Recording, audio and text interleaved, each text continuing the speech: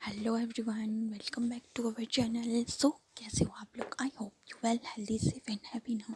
सो dears, कैसे हो आप लोग? आई होप आप लोग को ने मुझे मिस किया होगा, मेरे स्टोरी लाइन को मिस किया होगा। बट क्या करूँ यार, कुछ प्रॉब्लम से मैं उलझी हुई थी और मेरे लगातार एक के बाद एक रिलेटिव्स का डेथ हो गया था, तो फिर मैं उन सब में उलझी हुई थी। उसके बाद मेरा एग्ज़ाम था, अभी एग्ज़ाम देके मैं फ्री हुआ हूँ। सो चलिए गाइस, सॉरी के तौर पर आज मैं आप लोग के लिए एक new function one shot web लेके आई हूँ, जिसका नाम है my love come back of my life. Okay, so चलिए स्टोरी की तरफ। स्टोरी की शुरुआत में जो है वो हमें एक रूम दिखाया जाता है, जिस रूम में कि दो पर्सन सोए हुए थे, जिसमें से एक जो पर्सन है वो एक छोटा सा बेबी है जो 3 या 2 इयर्स के आसपास होगा, और उसका जो हेयर है उनमें रेड कलर का रिबन जो है वो टैग करा हुआ है। एंड उस बेबी का जो नींद है वो किसी डिस्टर्बेंस की वजह से खुल जाता है, और वो बेबी अपना नज़र यहाँ वहाँ देखता है, तो उसे अपने साथ सोया हुआ एक पर्सन दिखाई देता है, जो कि बहुत ही ज़्यादा हैंडसम होता है, बहुत ज़्यादा हैंडसम होता है।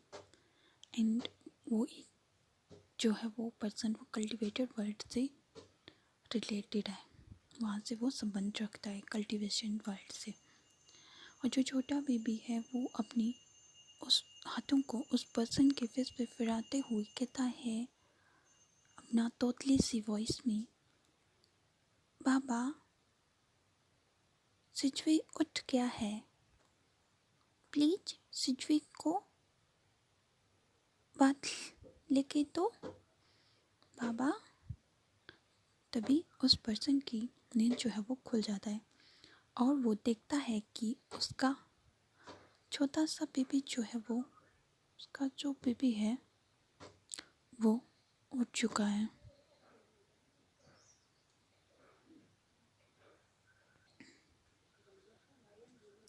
उसका जो बेबी है वो उठ गया है। तो जो हमारा मतलब वो पर्सन होता है वो कहता है, हाँ मेरा क्यूट सा प्यारा सा बेटा सिजवी उठ के आए। सिजवी कहता है अपने पापा की गोद में बैठो कि हाँ पापा चिपची उठ के आए, सिजवी उठ के आए। तभी वो बेबी कहता है, बाबा सिजवी लव्स डैडी। तो लानवान जी कहता है, हम हाँ। सिजवी कहता है, पापा मैं मदर को बहुत मिस करता हूँ। लानवांग जी कहता है, डैडी भी मम्मी को बहुत मिस करते हैं। फिर वो बेबी सिजवी से कहता है कि फादर मैंने एक ड्रीम देखा, और ड्रीम में देखा कि वो मेरे पास से आई है मम्मा। वांग जी ये बात सुनकर इमोशनल हो जाता है और कहता है कि बेबी आप प्रे करो कि आपकी मम्मी जल्दी वापस आ जाए, जल्दी वापस आ जाए। फिर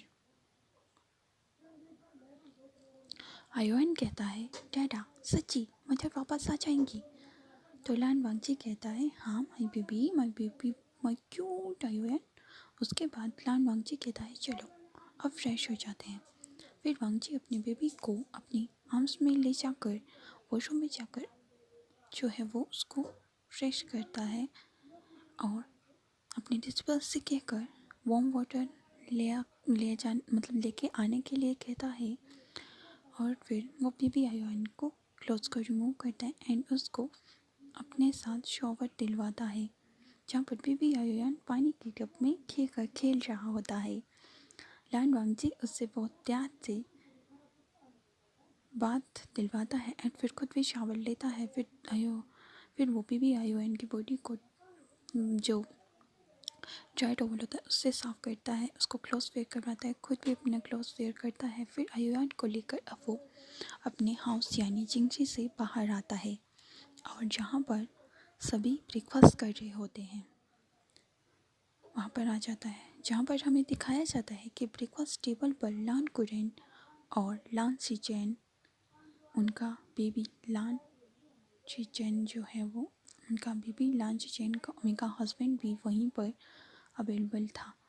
और लान आयुयान एक साथ लान वांगजी और जो हमारा लान यूनिवन था वो दोनों सभी को एक साथ रिस्पेक्ट शो करते हैं, उनको बॉव करते हैं। फिर एक साथ ब्रेकफास्ट करते हैं। फिर वांगजी अपने सेक्ट के वर्क में चला जाता है, कंप्लीट करता है। तब तक लान चीचेन जो है का जो ओमेगा है वो आयुयान को संभालता है। फिर वांगजी वर्क कंप्लीट करने के बाद जो वांगजी है वो हांशी में आता है, जो कि लान चीचेन का घर है जिसका नाम हांशी है, जहाँ पर दोनों बेबीज एक साथ खेल रहे थे। फिर लान वांगजी आयुयान को लेने आता है। उसकी वॉइस सुनकर बेबी आयुयान अपने पापा का पास दौड़ते हुए आ रहा होता है। फिर वांगजी उसके छोटी सी फेस पर एक किस करता है और उसको लेकर एक जगह पर आ जाता है जहाँ पर बेबी आयुयान को लेकर अपने डेस्टिनेशन प्लेस पर पहुँच जाते हैं। और बेबी आयुयान कहता है, डैडा हम कहाँ पर आ गए हैं और ये कौन सा प्लेस है। वांगजी कहता है, बेबी आज आपकी मम्मी का डेथ एनिवर्सरी है, इसलिए हम उनकी ग्रेव पर आए हैं। बेबी आयुयान कहता है, फादर मुझे लगा था कि हम घूमी घूमी करने जाएंगे, आप भूल गए थे, मैं तो भूल गया था। फिर वांगजी और वो बेबी ग्रेव पर पूजा करते हैं। बेबी आयुयान और लान वांगजी पूजा करते हैं। एंड बेबी आयुयान अपने माइंड में प्रे करते हुए कहता है कि मदर आप कब आओगी, हाँ आयुयान के पास कब आओगी, आयुयान आपको बहुत मिस करता है और मैं आपको बहुत मिस कर रहा हूँ, तो आप मेरे पास जल्दी वापस आ जाओ, तो वापस आ जाओ। फिर बाहर लान चीचेन की गोद में लैन जिंगी बैठा था, उनका ओमेगा भी वहीं पे बैठा था, वहीं पे था। उनका जो ओमेगा था वो भी उनके पास बैठा था। फिर वहाँ पर लान कुरेन की एंट्री दिखाया जाता है, जो कि लान चीचेन के ओमेगा को कंसल्ट करते हुए कहते हैं और अंदर जाते हुए कहते हैं सब ठीक हो जाएगा। फिर वो इस ग्रेव के पास आते हैं और देखते हैं कि बेबी आयुयान अपना प्रयास करने के बाद अपने फादर के फेस पर एक किस करता है और बाहर की तरफ अपने ब्रदर के पास बाहर चला जाता है। वांगजी कहता है, बेबी धीरे चलो वरना किस जाओगे। फिर बेबी आयुयान वहाँ से चला जाता है। फिर लान वांगजी अपना प्रेयर करने बैठ जाता है। बेबी आयुयान बाहर आकर ब्रदर जिंगीस के साथ खेलता है। लान चीचेन कहते हैं, जिंगी आयुयान का अच्छे से ख्याल रखना। जिंगी कहता है, जी फादर। फिर दोनों बेबीज एक साथ प्ले करते हैं। दूसरी तरफ लान कुरेन डोर पर खड़े होकर अपने माइंड में कहते हैं, ये सब मेरी वजह से हुआ, अगर मैं उस दिन पूरी बात जानकर डिसीजन लेता तो आज वांगजी अलोन नहीं होता। इस तरह मेरा नेफ्यू लान वांगजी बिल्कुल मुझ पर गया, अपनी फीलिंग्स को कभी शेयर नहीं करता है, ना अपने एक्सप्रेशन को कभी अपने फेस पर शो करता है। फिर लान कुरेन कहते हैं कि मेरा नेफ्यू का लाइफ में कभी लाइफ में हैप्पी हो पाएगा। फिर वो विंग की ग्रेव की तरफ देखते हुए कहता है कि विंग की आत्मा को शांति मिले। इतना कहकर वो वहाँ से दुखी मन से चले जाते हैं।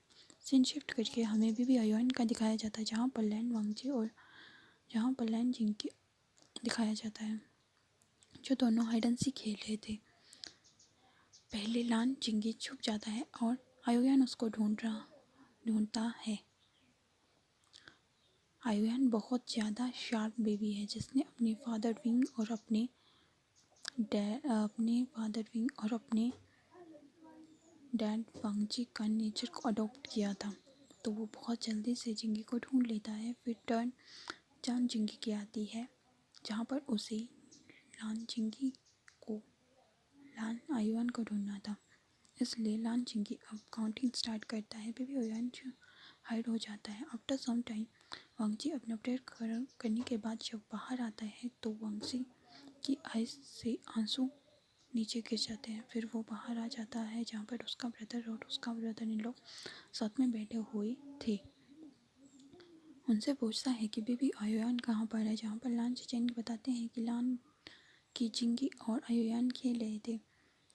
वांगजी जो होता है वो कहता है अब हमें वापस चलना चाहिए। लान चेचेन कहते हैं हाँ ठीक है। जब लान चेचेन उस जगह पहुंचते हैं तो वहाँ पर जिंगी आयोयान को आवाज़ लगाते हुए बुला रहा होता है।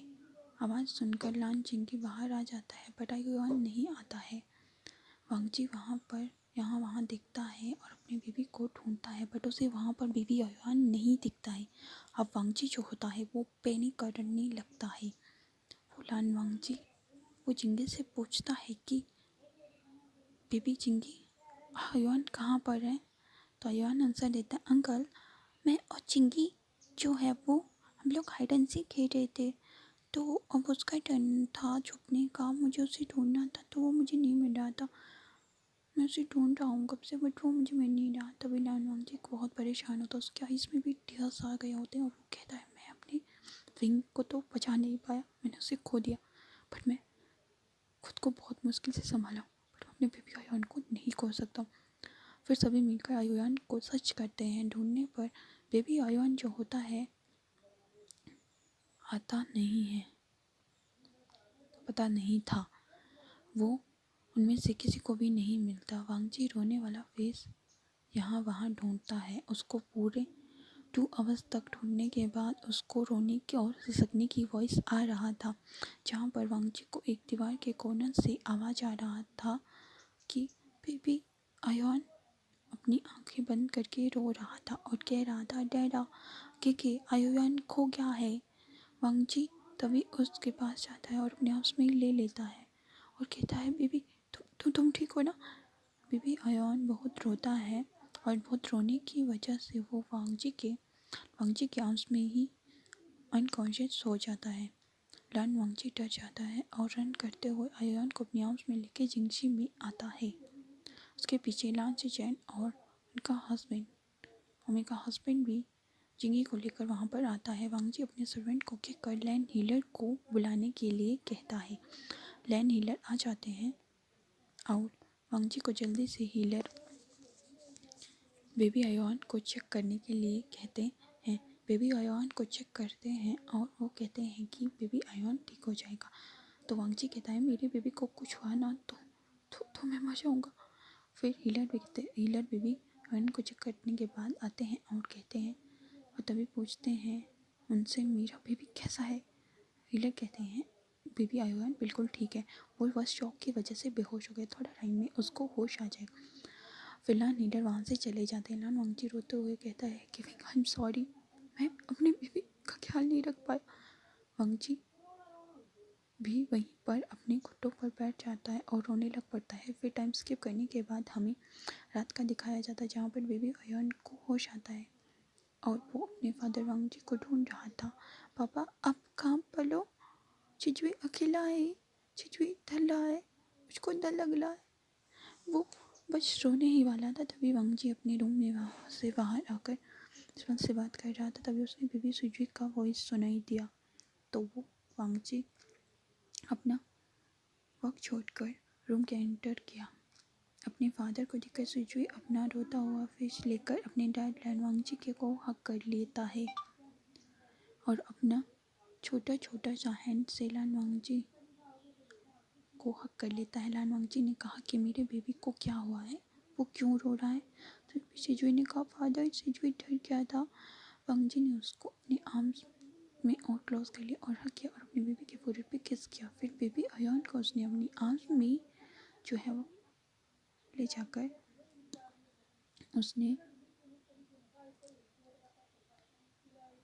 उसने बात दिलवाया। सब देख रहे थे कि लान वांगजी जो है वो अपनी बेबी का ख्याल किस तरह से रख रहा है। फिर वांगजी ने अपनी बेबी को रूम से बाहर लेके आया, उसे सीधा ब्रेकफास्ट टेबल पर लेके आया।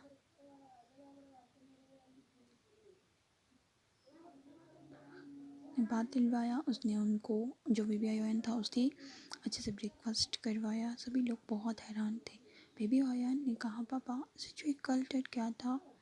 वांगजी ने कहा बेबी पहले खाना खा लो फिर सारी बात करेंगे। बेबी आयोन ने कहा ओके फादर। फिर हमें लान कुरैन का सीन दिखाया जाता है, जहाँ पर जो ब्रेकफास्ट करने के लिए ही आ रहे थे, उन्होंने वांग जी को देखा कि वो कैसे अपने बेबी ओयान का ख्याल रख रहा है।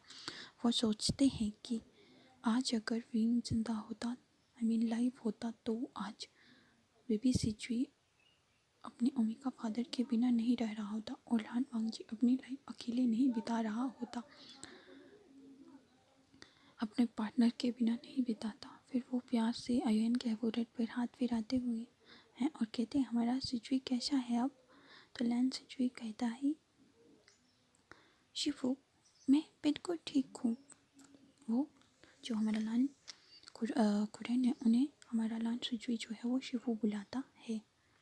ओके, सो उसके बाद डियर्स हमें सीन शिफ्ट करके जो है वो हमारा और जो हमारा लाइन अयन है वो कहता है उनको जो है वो एक मतलब कुछ पर्सन्स मिलने के लिए आए थे, तो वो बात करते हुए कहते हैं कि सर कि राजकुमार लान आपसे मिलने के लिए और सेक्ट लीडर लैन कुरेन से मिलने के लिए मो सेक्ट से कुछ पर्सन्स आए, डिसिपल्स आए हुए हैं। वांग जी ने उन सर्वेंट को देखता है और कहता है कि उन्हें बिठाइए, तब तक मैं आता हूँ। मैं और अंकल आते। लान वांग जी ने अपने अंकल की को बाव करके कहा कि मुझे जाना होगा, क्या आप लैन अयुयान को फूड खिला सकते हैं, उसको मिल्क फीड करवा सकते हैं?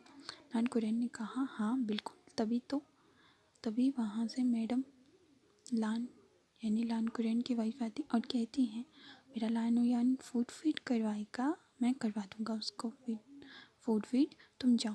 फिर लान वांगजी मैडम लाइन को बो करके वहाँ से चला जाता है। फिर लान कुरेन की लैप पर लाइन बैठा हुआ था और मैडम लान उसको फूड जो है वो फीड करवा रही थी और उसे मिल्क भी फीड करवाती।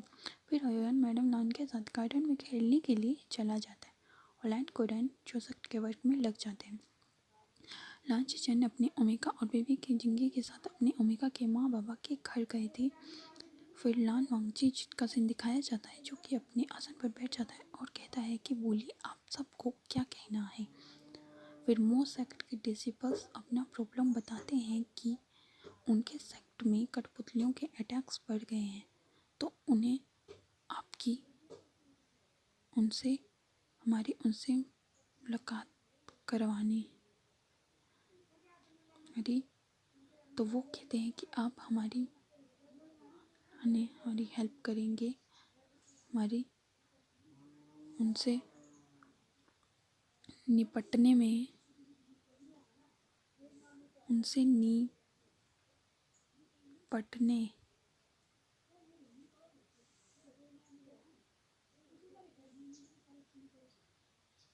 निपटने में आप हमारी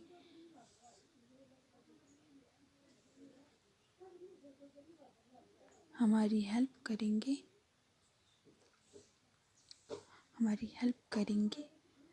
उसके बाद जो लान करेंगे, लान वांगजी अपने अंकल की तरफ देखता है तो अंकल उन्हें कुरेन हाँ कर देते हैं। वांगजी भी उनके सेक्ट का संदेश भेज देता है कि वे उनकी हेल्प करेंगे।